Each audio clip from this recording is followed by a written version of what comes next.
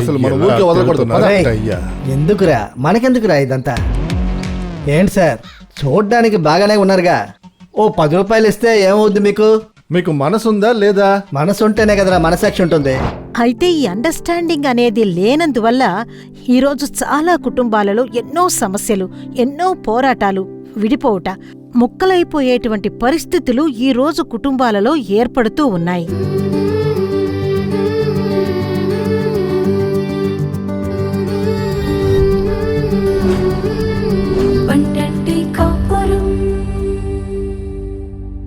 ప్రియమైన పన్నెంటి కాపురం ప్రేక్షకులకు యేసుక్రీస్తు ప్రియమైన నామంతో మీకు మా శుభాకాంక్షలు. మళ్ళీ ఈ పన్నెంటి కాపురం కార్యక్రమం ద్వారా మిమ్మల్ని కలుసుకోవడం మాకు చాలా సంతోషంగా ఉంది. దేవుడు వాగ్దానం ఇచ్చిన పునర్జీవనం వైపు మనం ప్రయాణిస్తూ ఉన్నాము. ఆ పునర్జీవనం మన దేశం వైపుకి రావాలంటే ముందుగా ప్రతి ఒక్కరూ పునర్జీవనం పొందాలి. రెండవది కుటుంబంలో పునర్జీవనం రావాలి. అప్పుడే మన దేశంలో ఆ పునర్జీవనం వ్యాపిస్తుంది. కుటుంబంలో పునర్జీవనం రావాలనే మంచి ఆలోచనతోని ఈ పన్నెంటి కాపురం కార్యక్రమాన్ని దేవుడు గొప్పగా నడిపించుకుని వస్తున్నారు. ప్రతి వారం ప్రసారమయ్యే ఈ కార్యక్రమం ద్వారా దేవుడు గొప్ప కార్యాలని కుటుంబంలో చేస్తున్నారు. చాలా కుటుంబాలని ఆశీర్వదిస్తున్నారు. అందుకనే దేవుణ్ణి మనం స్తుతిస్తున్నాము. ఈ రోజు కార్యక్రమంలో దేవుడు మిమ్మల్ని కలిసి మిమ్మల్ని ఆశీర్వదిస్తారు. మీ సమస్యలు ఏవైనా సరే దేవుడు ఖచ్చితంగా అవి మారుస్తారు. ముందుగా తరువాత మన ఆతృతగా ఎదురుచూస్తున్న జ్యోతి అక్క నాటకం. జ్యోతి అక్క,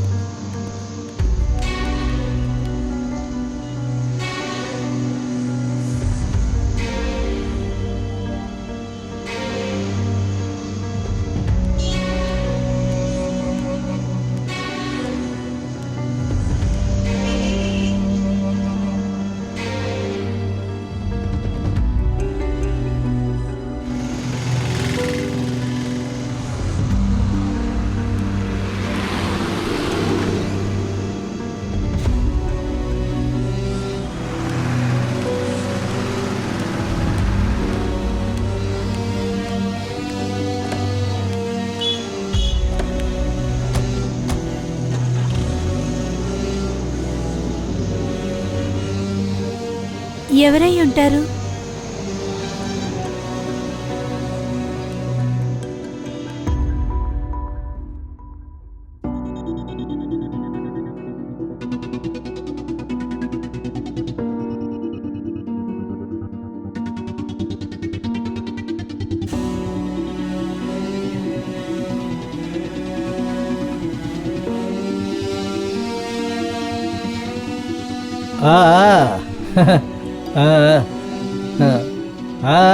అవునవును.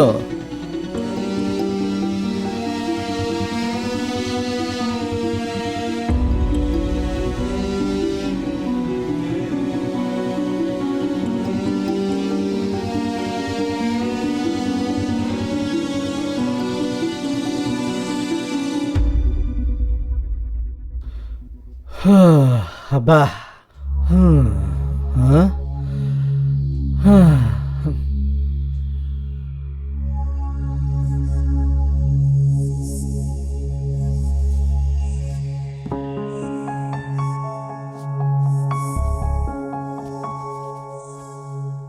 ఏంటండి జీతం తక్కువగా ఉంది? అదేమీ లేదులే, ఈ నెల అందరి జీతంలోనూ ఒక అమౌంట్ కలెక్ట్ చేసి కష్టపడే ఫ్యామిలీకి హెల్ప్ చేస్తున్నాం, అందుకే తక్కువగా ఉంది. అలాగా? అవును.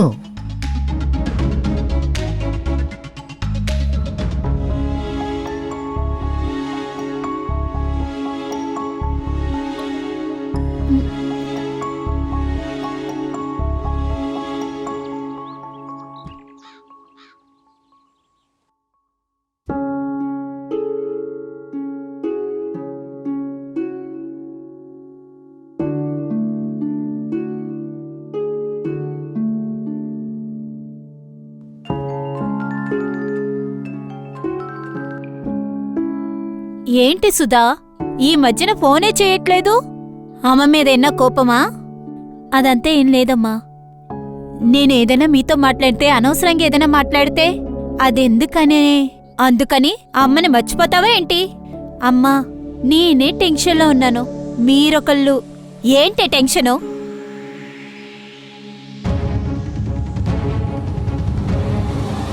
చూసుకోమ్మా, జాగ్రత్తగా ఉండు. మీ అత్తయ్య కూడా ఇంట్లో లేదు, జాగ్రత్త చెప్తున్నాను. ఊరుకో అమ్మా, వెలిగే మంటలో నూనె పోస్తున్నట్టు ఫోన్ పెట్టండి.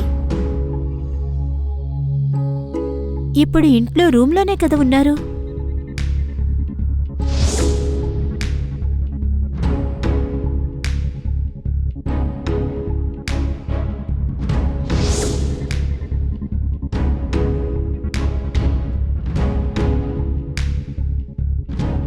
ఏంటి సుధా, ఏంటి ఆలోచిస్తున్నావు? అలాంటిదేం లేదండి. 2 రోజుల నుంచి నిన్ను చూస్తున్నాను, నువ్వు సరిగ్గా లేవే. మన ఇంట్లో జరిగిన పిన్ని కూతురు బర్త్డే ఫంక్షన్లో కూడా బాగానే ఉన్నావుగా. ఒంట్లో ఏమన్నా బాగోలేదా ఏంటి? అలాంటిదేమీ లేదండి. కావాలంటే మీ అమ్మగారింటికి 2 రోజులు వెళ్ళిరా. చూసుకోమ్మా, జాగ్రత్తగా ఉండు. మీ అత్తయ్య కూడా ఇంట్లో లేదు, చూసుకో చెప్తున్నాను. లేదండి, పర్వాలేదు, నాకేమీ లేదు, నేనిక్కడే ఉంటాను. సరే.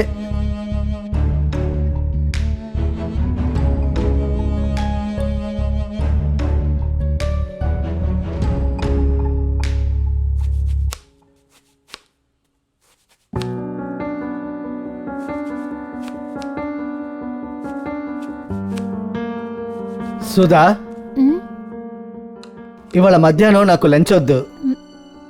ఎందుకండి? ఇవాళ మధ్యాహ్నం నా ఫ్రెండ్ బర్త్డే, సో మధ్యాహ్నం వాడి ట్రీట్. ఏంటి ఆలోచిస్తున్నావు? వంట చేసావా ఏంటి? లేదండి, ఇకపైనే చెయ్యాలి. ఓ, అయితే ప్రాబ్లం లేదుగా. ప్రాబ్లం లేదండి. సరే సుధా, నేను వెళ్ళి స్నానం చేసి వస్తా.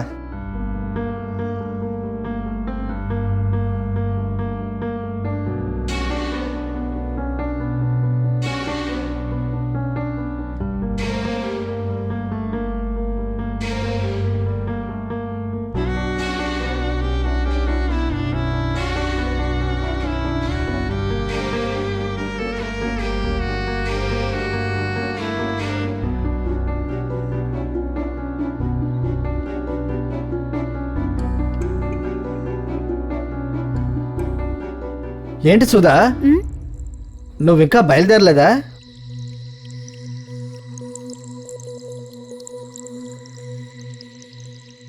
ఏంటి సుధా, నువ్వు ఇంకా బయలుదేరలేదా అని అడిగా.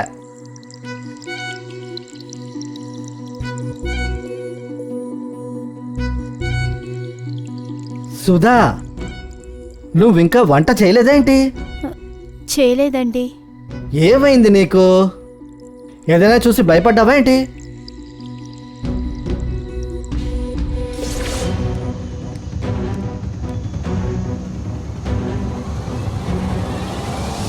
సుధా, నిన్నే. ఏదైనా చూసి భయపడ్డావా ఏంటి? లేదండి, మీరు ఆఫీస్కి బయలుదేరండి, నేను చూసుకుంటాను.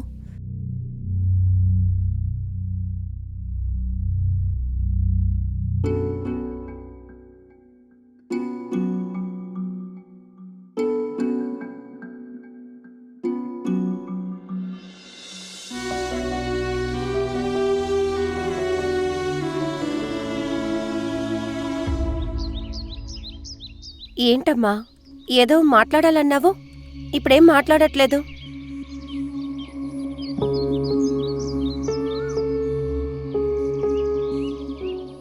ఏంటక్క ఆలోచిస్తున్నారు? సుధా, నా మనసులో ఏమనిపిస్తుందో తెలుసా? నువ్వేదో తప్పుగా అర్థం చేసుకున్నట్టున్నావు. లేదక్క, నేను నా కళ్ళతోనే చూశాను. వాళ్ళు కారులోంచి నవ్వుతూ దిగటం నేను చూశాను. కార్లోంచి దిగిన దాన్ని బట్టి ఆ తర్వాత జరిగినవన్నీ నువ్వు సంబంధించి చూశావు, అంతే కదా? అదే నిజమక్క.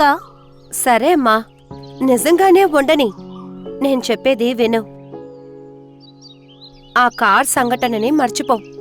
అది వదిలేస్తే జరిగిన మిగతావన్నీ గుర్తు తెచ్చుకో. నువ్వు చెప్పేదానికి దేనికి సంబంధం లేనట్టే ఉంటుందే. అవునక్కా. ఇప్పుడిందులో ఏదమ్మా నిజం?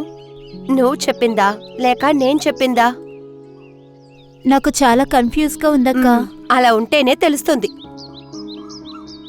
సుధా, ఎన్నోసార్లు ఒకరి రూపాన్ని బట్టి, మాటల్ని బట్టి, వాళ్ళు చేసే పనులని చూసిన వెంటనే మనలో ఈయన మంచివారు చెడ్డవారు అని నిర్ణయించుకుంటున్నాం చూసావా? అది పెద్ద తప్పమ్మా. ఒకరు నార్మల్గా చేసే పని కూడా ఆల్రెడీ వాళ్ళు చేసిన పనులతో కంపేర్ చేసి మన మనసు చూపిస్తుంది. ఇప్పుడు గణేష్ నార్మల్గా చేసిన ఒక పని కూడా నీకు కార్ నుంచి దిగిన అమ్మాయితో కలిపి చూసేలా చేస్తోంది కదా. మొదటి తప్పుడుద్దేశం ఎప్పుడు తప్పే. మొదట్లో తప్పుగా అర్థం చేసుకుంటే చివరి వరకు వాళ్ళు తప్పుగానే కనిపిస్తారు. వాళ్ళు మంచిగా చేసే పనులు కూడా నీకు తప్పుగానే అనిపిస్తుంది. అందుకే చెప్తున్నాను, ఎవరిని తప్పుగా అర్థం చేసుకోకూడదని. వాక్యంలో యోసెఫ్ అనే ఒక యువకుడిని వాడి సహోదరులు తప్పుగా అర్థం చేసుకున్నారు. అందువల్ల వాడు చేసిన అన్నీ వాళ్ళకి తప్పుగానే తెలిసింది. ముగింపు, వాణ్ణి హత్య చేసే అంత దూరానికి వెళ్లారు. అదేలాగే దావీదును కూడా వాడి అన్నలందరూ తప్పుగానే అర్థం చేసుకున్నారు. మంచు చేయడానికి యుద్ధానికి వాడు వచ్చాడు, కానీ వాడి సహోదరులు ఎవ్వరూ వాడిని అర్థం చేసుకోలేదమ్మా. నువ్వు కూడా అలా ఉండకమ్మా. ఒక కార్యాన్ని సరిగ్గా అర్థం చేసుకో. నీకు తప్పుడు ఆలోచనలే ఉండవు. సరే అక్కా. అయ్యా అయ్యా, ఏదైనా ధర్మం చెయ్యండి అయ్యా. అయ్యా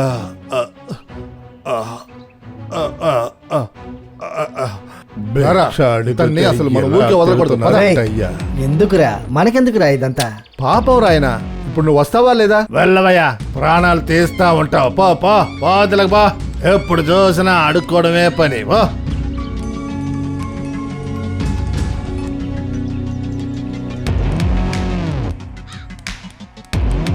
ఏంటి సార్, చూడ్డానికి బాగానే ఉన్నారుగా. ఓ 10 రూపాయలు ఇస్తే ఏమవుద్ది మీకు? తమ్ముడు, తెలియకుండా మాట్లాడద్దు.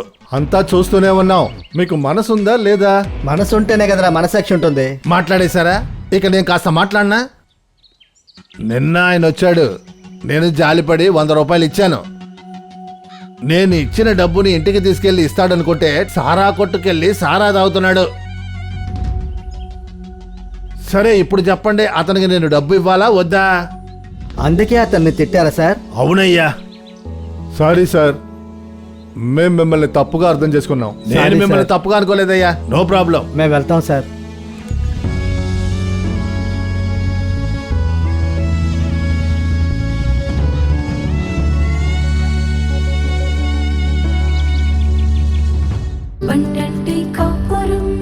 జ్యోతి అక్క నాటకం చూసారా? అది ఖచ్చితంగా మీకు ఆశీర్వాదంగా ఉంటుందని మేము నమ్ముతున్నాము. తరువాత మీ కుటుంబ ఆశీర్వాదాల కోసం దేవుని వాక్యం చెప్పి ప్రార్థించడానికి సహోదరి సిద్ధంగా ఉన్నారు. ప్రార్థనతో దేవుని వాక్యం వినండి, మీరు దేవుని ఆశీర్వాదాల్ని పొందండి.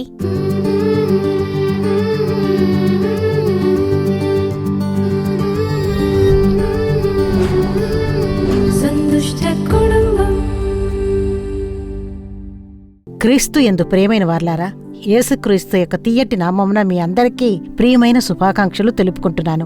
ఇప్పుడు ఈ రోజున ఈ పండంటి కాపురం కార్యక్రమంలో మాతో కలిసి ఉన్న మీ ఒక్కొక్కరికి దేవుడగు యేసు నామమున శుభాకాంక్షలు.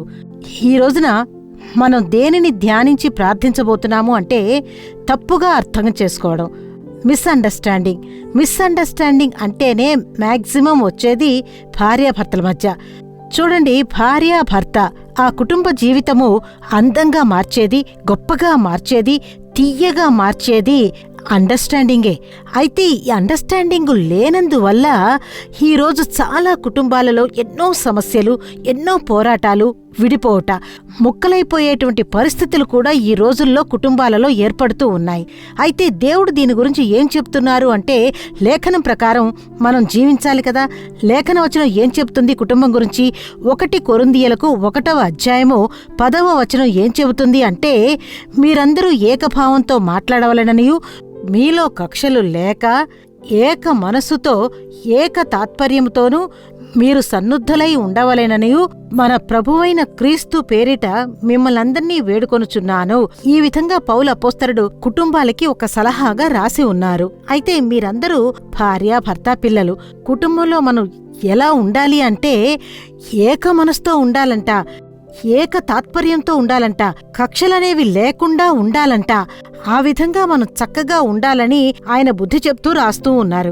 ఫిలిప్పీయులకు 2వ అధ్యాయము 2-3 వచనాలని మనం చదివేటప్పుడు చూడండి, మీరు ఏక మనస్కులై ఉండునట్లుగా ఏక భ్రమ కలిగి ఏకభావం కలవారుగా ఉండి ఒక్కదానియందే మనసు ఉంచుచు నా సంతోషమును సంపూర్ణము చేయడి. ఏ ఒక్కటి కక్ష చేతనైనను వృధాతిశయము చేతనైనను ఏమీయూ చేయక వినయమైన మనసు కలవారే ఒకరినొకరు తనకంటే యోగ్యుడని ఎంచుము. ఎంత చక్కటి సలహా చూసారా? దేవుడు చెప్పి ఉంచారు, భార్యాభర్తల మధ్య ఏకభావంతో ఉండాలి, ఏక మనసుతో ఉండాలి, ఏక తాత్పర్యంతో ఉండాలి. వీళ్ళు ఒకటి ఆలోచించడం, వాళ్ళు ఒకటి ఆలోచించడం, భార్యలో ఒక మనసు, భర్తలో ఒక మనసు. ఇలా ఉంటే కుటుంబంలో విభజనలు వస్తాయి, గొడవలు వస్తాయి. అయితే మన జీవితంలో సమస్యలు ఎందుకు అంటే, ఈ లేఖన వచనం మన జీవితంలో నెరవేరటలేదు. అయితే మనం ఈ లేఖన వచనానికి మనల్ని అర్పించుకొని ప్రార్థించాలి. చూడండి, ఒకవేళ భర్త తన భార్యను ప్రేమించేవారుగా ఉండొచ్చు. ఆమె ఒక మాట అంటే రాత్రంతా భార్య నిద్రపోకుండా, భోంచేయకుండా ఏడుస్తూ ఉంటారు. ఇటువంటి వారిని ఎంతమందినో చూస్తున్నాం. భార్య అనే మాటలు భర్తని గాయపరుస్తున్నాయి, బాధ పెడుతున్నాయి. చాలా రోజులు మాట్లాడకుండా ఉంటున్నారు, ఒకే ఇంట్లోనే ఉంటున్నారు, ఇద్దరూ మాట్లాడుకోవట్లేదు. ఈ విధంగా చాలా కుటుంబాలలో జీవిస్తూ ఉన్నారు. సరే, ఎందుకు ఈ విధంగా తప్పుగా అర్థం చేసుకుంటున్నారు? ఎందుకు ఈ మిస్అండర్స్టాండింగ్ భార్యాభర్తల మధ్య లేదా పిల్లలు తల్లిదండ్రుల మధ్య ఎందుకు వస్తుంది అంటే, చూడండి, భార్యాభర్తల మధ్య ఎందుకు వస్తుంది అంటే సరిగ్గా అర్థం చేసుకోవడం లేదు, అనుమానం. చూసారా, అర్థం చేసుకోవడానికి సమయాన్ని వెచ్చించడం లేదు, ఇద్దరూ కూర్చొని మాట్లాడటం లేదు, పరస్పరం ఇద్దరి మధ్య నమ్మకం లేని పరిస్థితి. యంత్రంలాగా, అంటే మిషన్ లాంటి జీవితం. భర్త పనికి వెళ్తున్నాడు, భార్య పనికి వెళ్తుంది. ఇలా బిజీ అయిన జీవితంలో, కంగారు నిండిన ప్రపంచంలో జీవిస్తున్నందువల్ల ఒకరిని ఒకరు అర్థం చేసుకోవడానికి టైం తీసుకోవడం లేదు, టైం లేదని తప్పించుకొని వెళ్ళిపోతున్నాం. దీనివల్లే మిస్అండర్స్టాండింగ్ వస్తుంది. తల్లిదండ్రులు, పిల్లలు చూడండి, పిల్లల కోసమే చాలా కష్టపడి, శ్రమపడి, బాధపడి పనిచేస్తున్నారు. కానీ పిల్లల దగ్గర సమయాన్ని వెచ్చించడానికి టైం లేదు. అయితే చూడండి, పిల్లలతో కూర్చొని మాట్లాడడానికి టైం లేదు, పిల్లల దగ్గర ప్రేమ చూపించడానికి టైం లేదు. ఏదో ఒక మిషన్ లాగా గబగబా లేవడము, ఉదయాన్నే పని చేయడము, బాక్సులు కట్టి ఇవ్వడము, పిల్లలు బయలుదేరారా, వాళ్ళు పంపించిన వాళ్ళు బయలుదేరడం. చూడండి, ఇది జీవితమా? ఈవినింగ్ అయినా కాస్త టైం తీసుకుని పిల్లలతో మాట్లాడితేనే కదా వాళ్ళ మనసులో ఉన్నది, స్కూల్లో కాలేజీలో జరిగింది, వాళ్ళు పడే కష్టాలు, వాళ్ళు అనుభవించే కార్యాలు, వాళ్ళు ఈ రోజు గడిపిన విషయాలన్నిటినీ తల్లిదండ్రులతో మాట్లాడితేనే కదా పిల్లలకి సలహాలు ఇచ్చి తప్పుడు అండర్స్టాండింగ్ లోకి రాకుండా, తప్పుగా జీవితాన్ని అర్థం చేసుకోకుండా వాళ్ళని రక్షించుకోగలము. ఈ రోజు సమయం లేదు. చూడండి, తోబుట్టువుల మధ్య మిస్అండర్స్టాండింగ్, ప్రత్యేకంగా చెప్పాలంటే ఇవి జరగడానికి కారణం మొబైల్. ఈ కాలంలో అందరి చేతుల్లోనూ మొబైల్ ఉంది. మొబైల్ వచ్చిన వెంటనే ఒక కాల్ వస్తుందనుకోండి, వచ్చిన వెంటనే ఫోన్ చూసుకోవడం, అలా ఇలా చూసి పక్కకు వెళ్ళిపోవడం. అప్పుడే ఒక మిస్అండర్స్టాండింగ్. ఎందుకు ఇప్పుడు ఇలా వెళ్ళిపోయాడు, ఎందుకు మొబైల్ తీసుకుని వెళుతున్నాడు, పక్కకు తీసుకెళ్లి మాట్లాడుతున్నాడు, పక్కకు తీసుకెళ్లి చూస్తున్నాడు, ఇలా తప్పుగా అర్థం చేసుకోవడం. అయితే మీరు నిజాయితీగానే ఏదో ఒక విషయం మాట్లాడుతున్నారన్నది తెలీదు, తప్పుగా అర్థం చేసుకోవడానికి ఛాన్స్ ఇస్తున్నారు కదా.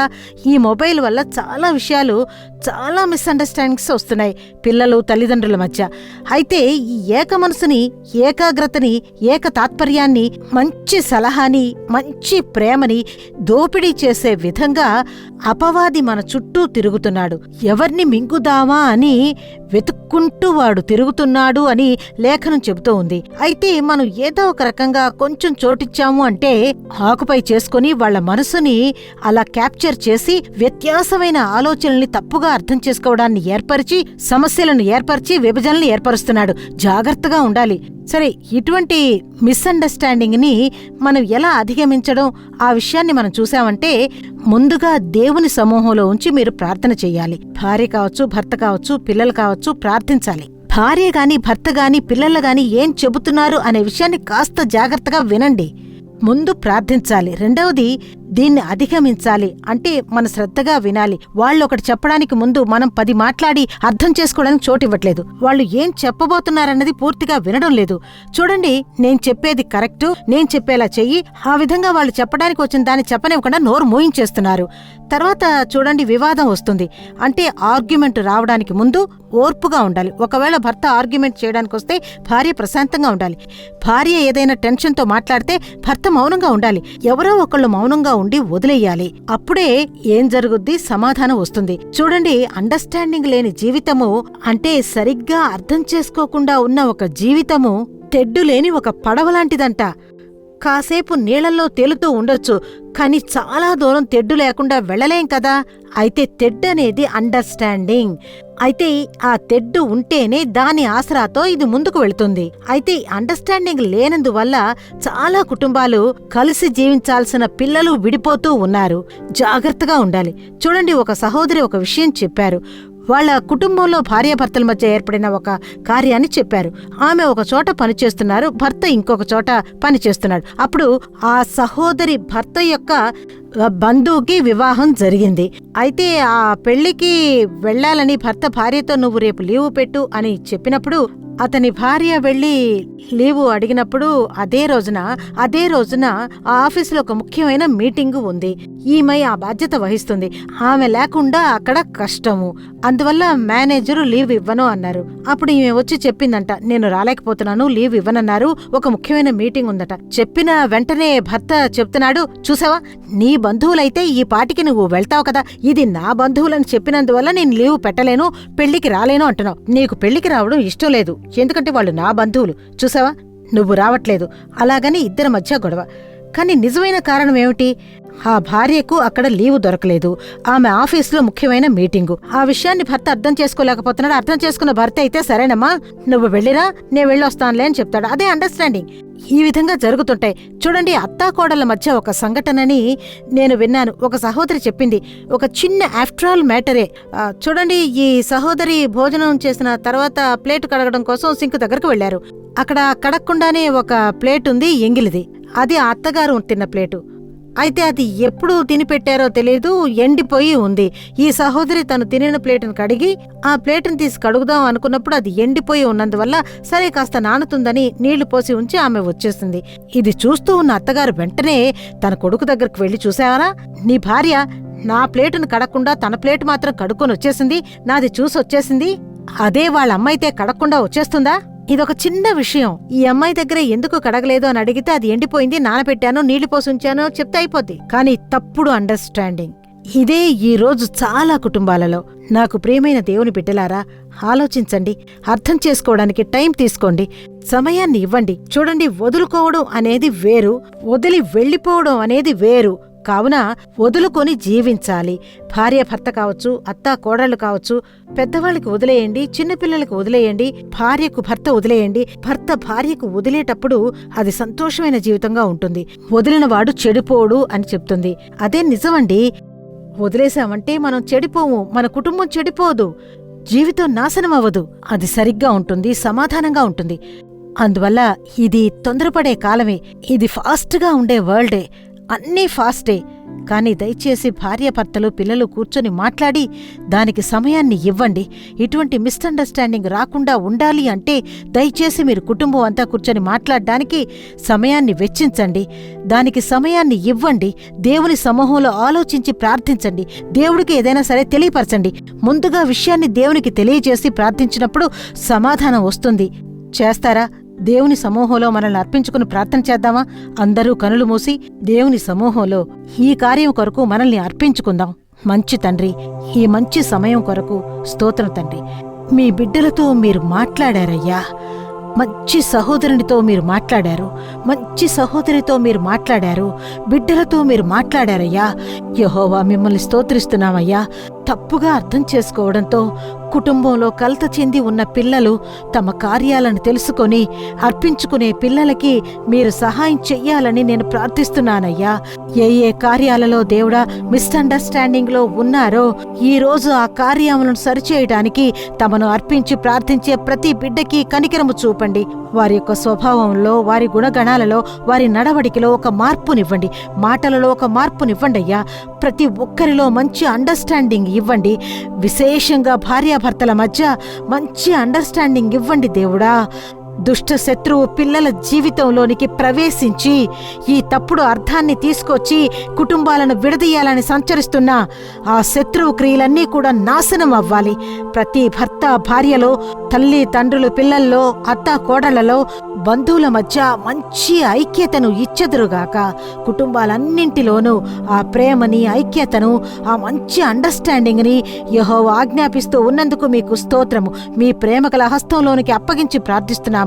ఆ దేవుడు యెహోవా ఆ విధంగా కృపను ఇచ్చి దయతో మిమ్మల్ని నడిపిస్తున్నందుకు మీకు స్తోత్రము. యెహోవా ఇష్టపడే కుటుంబంగా, పండంటి కాపురంగా ప్రతి కుటుంబాన్ని మీరు మారుస్తున్నందుకు స్తోత్రము. అర్పించుకున్న పిల్లలకి మంచి మార్పుని, సంతోషాన్ని, సమాధానాన్ని మీరు ఆజ్ఞాపిస్తున్నందుకు స్తోత్రము, స్తోత్రము. యేసుక్రీస్తు నామమున ప్రార్థిస్తున్నాము మంచి తండ్రి. ఆమేన్, ఆమేన్.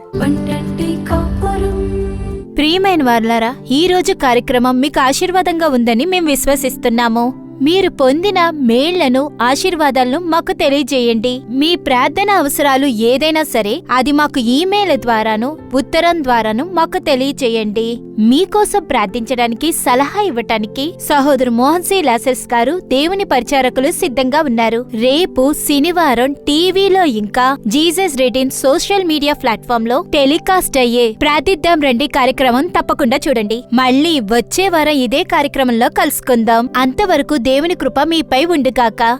మరిన్ని వివరములు, ప్రార్థన అవసరతల కోసం సంప్రదించండి. యేసు విడిపించుచున్నాడు పరిచర్యలు, నాలుమావడి, తూతుక్కుడి జిల్లా 628211. మా ఫోన్ నంబర్లు 9487734603, 8106072222, info@jesusredeems.org. దేవుడు మిమ్మును దీవించునుగాక.